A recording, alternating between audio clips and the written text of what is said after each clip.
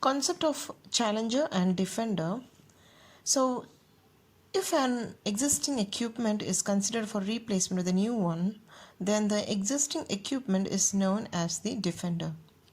So say for an instance, you wish to replace your wet grinder with a new one, then the existing wet grinder is known as the defender. And now coming to the challenger, so that your challenger would be the new equipment, that is your new wet grinder. So say for an instance, let's assume that you purchased a wet grinder 5 years back for rupees 8,000 rupees, and it is considered for replacement with a new wet grinder.